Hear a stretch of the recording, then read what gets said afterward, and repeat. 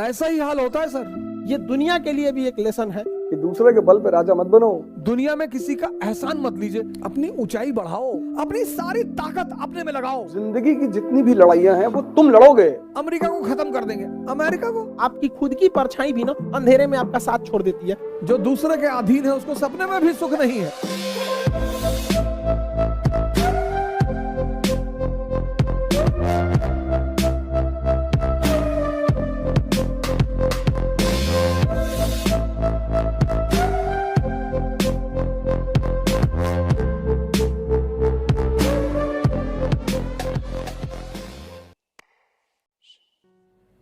जब तक तुम कमजोर हो, जब तक तुम डिपेंडेंट हो, तुम्हारा शोषण होगा। नियम है, नियम है, नियम। 1996 में एनपीटी के समझौते के तहत यूक्रेन ने अपना 200 परमाणु बम वापस दे दिया। किसको? रूस को दे दिया। अगर ये परमाणु बम नहीं दिया रहता ना तो ये मामला कुछ और रहता। समझ गए? तो ये परमाणु बम कितने शक्तिशाली है, कोई भी परमाणु संपन्न देश पर हमला नहीं करता है। क्योंकि जब तक तुम कमजोर रहोगे तुम्हारा शोषण होगा।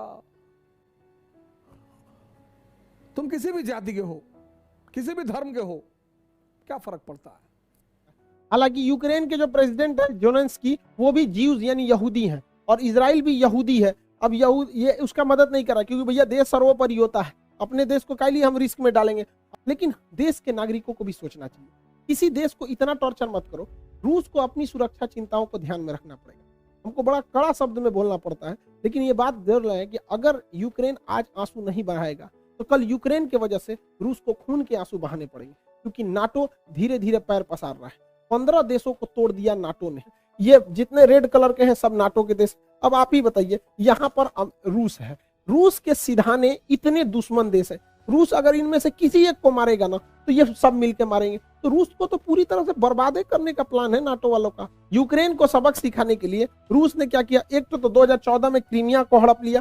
क्रीमिया पे हड़पने के कारण ये एजोव सागर पूरी तरह से रूस के कब्जा में आ गया। इसके बाद यहाँ डोनस तथा लुहांस, ये 2 शहरों को, 2 जगहों को विद्रोहियों को खड़ा किया और अपने सैनिकों को यहाँ भेज दिया। और वो सैनिक जो थे वो सादी वर्दी में थे और विद्रोह कर दिए और कहें, और रूस ने इसको मान्यता दे दिया कि ये अलग देश है और इन अलग देश है। और यहाँ अपनी पूरी तरह सेना उतार दिया। इसमें पूरी तरह रूस की सेना आ गई। यहाँ रूस की सेना पहले से थी।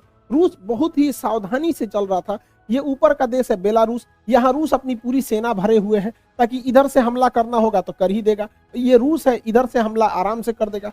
और यहाँ से तो रूस घुस ही चुका है, क्रीमिया में पहले से कब्जा किया था। ये नौसेना लगा के यहाँ से चल जाएगा, चौतरफा हमला कर देगा यूक्रेन के ऊपर रूस। यूक्रेन को ये समझना चाहिए, आने वाले खतरों को भांपना चाहिए। दूसरे के दम पर आप किसी ऐसे आदमी से आप खतरा नहीं मोल सकते हैं।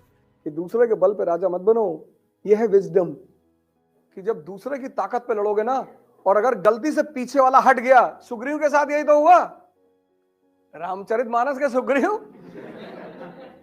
राम ने कहा जाओ, हम खड़े हैं पीछे। पहली राउंड में बाली ने बहुत मार मारा इनको,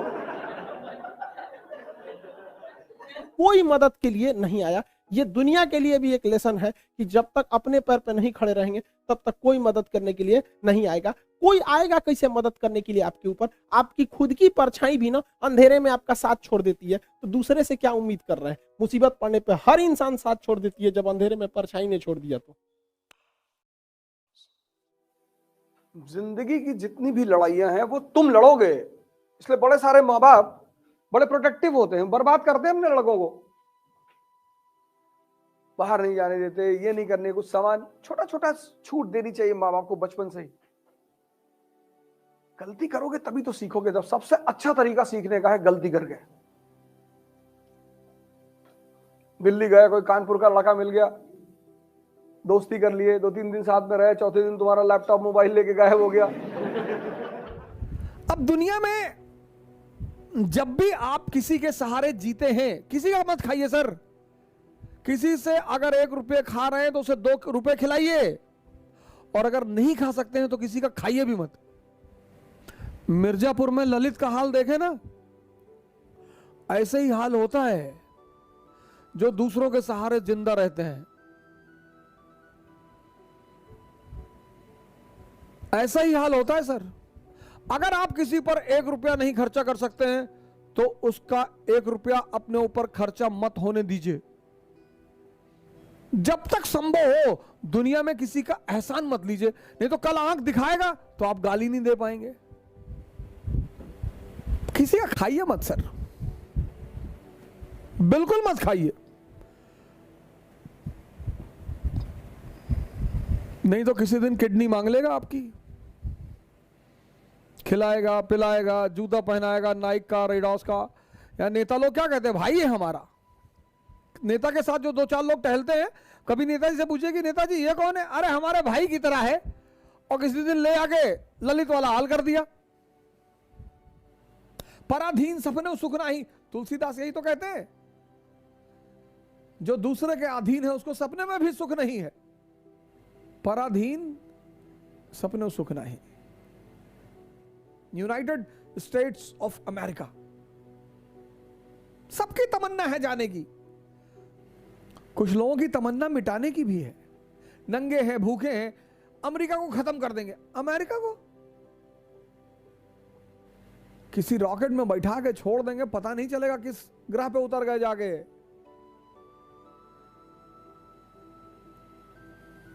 एक पक्षी है रैवन, वो बाज के कंधे पे जाके बैठ जाता है, और बाज शाहीन, पक्षियों का राजा है शाहीन, शेर के मुंह से गोश्त निकाल लेता है। शेर जब उसकी आवाज सुनता है तो शेल्टर मांगने लगता है, भागने लगता है। उसके कंधे पे जाके रैवन नाम का पक्षी बैठ जाता है।